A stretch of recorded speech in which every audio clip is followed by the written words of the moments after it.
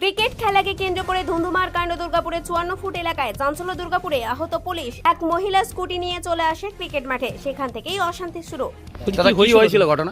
এই মাঠে খেলা নিয়ে একটু উত্তেজিত হয়েছিল। হ্যাঁ, মাঠে খেলা নিয়ে পুলিশকে নাকি মারধর হয়েছে শুনলাম। পুলিশকে ভিড় ছিল। হ্যাঁ, পুলিশকে মারধর করেছে। পুলিশের ভিড় ছিল, ভিড় থেকে কে মেরেছে আমরা দেখিনি, আমরা ক্যামেরা চলছিল, ওরাই বলতে পারবো। দুজন পুলিশ অফিসার তো গুরুতর আহত হয়েছে, তারা তো ভর্তি আছেন হাসপাতালে।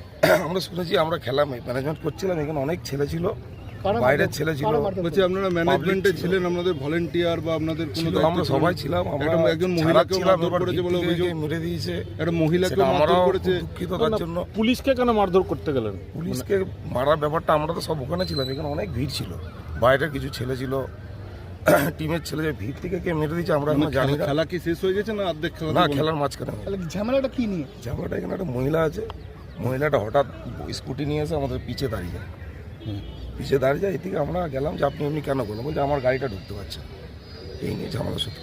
সেখানে আপনাদের ছেলেরাই তার উপর চড়া হয়? না, এখানে আরো ছেলে ছিল, পাড়ার লোকরা মানে বিরক্ত হয়ে গেছিল ওনার প্রতি, মহিলাটার প্রতি সবাই বিরক্ত হয়ে গেছিল। মহিলাটাকে নাকি মারধর করা হয়েছে? না, মহিলাটাকে মারতে, মহিলাটা উল্টো পাড়ার যে আমাদের মহিলারা এসেছিল তাদেরকে মেরেছে, খিমচিয়েছে। আর পুলিশকে মারধরের ঘটনা? পুলিশকে মারতে এখান থেকে ভিড়ে কে মেরেছে আমরা এখনো ঠিক জানি না। হাসপাতালে ভর্তি আছে কেউ? কি শুনলেন যে পুলিশ আহত, কজন আহত রয়েছে? তো বলছে একজন হয়েছে। কি না আপনার নাম কি? ঘটনা বলতে দেখুন, আমরা প্রতি বছরের ন্যায় এবছর আমরা তন্ময় নন্দী বাপ্পা হালদার একটা স্মৃতি টুর্নামেন্ট করে থাকি। এটা আমাদের 3 বছর। আমরা সেই টুর্নামেন্টের পথে আজ আমরা সেকেন্ড দিন। তো আমরা টুর্নামেন্ট করছিলাম, লিগের খেলাগুলো চলছিল। তখন ওই এবার রাস্তাগুলো, মাঠের পাশে রাস্তা ছোট ছোট, এবার একটা অটো দাঁড়িয়ে ছিল, কেউ বাইক নিয়ে দাঁড়িয়ে ছিল, দর্শকরা খেলা দেখছিল। তো উনি পাশে চয়ন মাঠের পাশে একটা ফ্ল্যাট আছে, উনি ফ্ল্যাটে থাকেন। তো ওনার হাজব্যান্ড গাড়ি নিয়ে 4 চাকা নিয়ে 4 হুইলার নিয়ে আসছিলেন, এসে হয়তো ঢুকতে পারেননি, অনেকক্ষণ বলেছেন। আমাদের যে কর্মকর্তা আছে তাদেরকে বলেছেন, আমরা এবার যেতে তো আমাদের একটু সময় লাগবে রাস্তা সাইড করতে, সেই সময়টুকু উনি দেননি। ভদ্রমহিলাটা এসে খেলা চলাকালীন লাইভ একটা A+ ক্যামেরায় লাইভ চলছে, উনি তখন এসে পিচের মধ্যে গাড়ি স্কুটি নিয়ে ঢুকে খেলাটা বন্ধ করে দেন।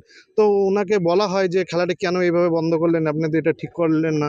হ্যাঁ, তখন যত পাবলিক আছে সবাই ওনাকে চেপে ধরেন। তো উনি কিছুতেও শুনছিলেন না, কিছুতেও যাবেন না। ওনার যে ঠিক আছে, তুই মাঠে একটা সিনক্রেট ভাব তৈরি করলেন। হ্যাঁ, খেলার পরিবেশটাকে নষ্ট করলেন। আশেপাশে যত মহিলা রয়েছে, রয়েছে, সবার কারো কথা উনি শুনলেন না। লাস্টে উনি বাধ্য হয়ে ফ্ল্যাটের দিকে এগিয়ে গেলেন। তখন সাধারণ যে দর্শকরা খেলা দেখতে এসেছিলো ওনাকে জাঁকড়ে ধরেন যে কী ব্যাপার, আপনি এই জিনিসটা করলেন কেন? এক কথায় দু কথায় একটা হট্টগোল হলেন। পুলিশ থানার লোক, মানে পুলিশ সামনে প্রশাসন যিনি আছেন ওনারা এসেছেন, উনিও ওনাকে বোঝাতে পারছেন না। হ্যাঁ, ওনাকে বোঝানো গেল না।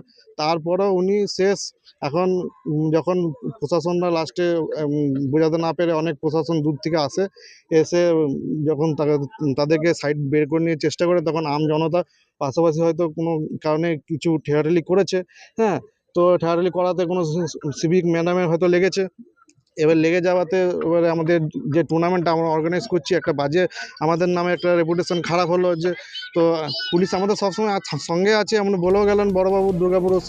পরিস্থিতি সামাল দিতে ঘটনাস্থলে পৌঁছায় বিশাল পুলিশ বাহিনী। এখানে ক্রিকেট খেলাকে কেন্দ্র করে একটা অপ্রীতিকর পরিস্থিতি সৃষ্টি হয়েছিল। আমরা খবর পেয়ে এসেছি এখানে, এখন পরিস্থিতি নিয়ন্ত্রণে আছে। পুরো ঘটনাটা দেখে নেওয়া হচ্ছে কী হচ্ছে। খেলা কি শুরু হবে? দেখা হচ্ছে, দেখে নিচ্ছে।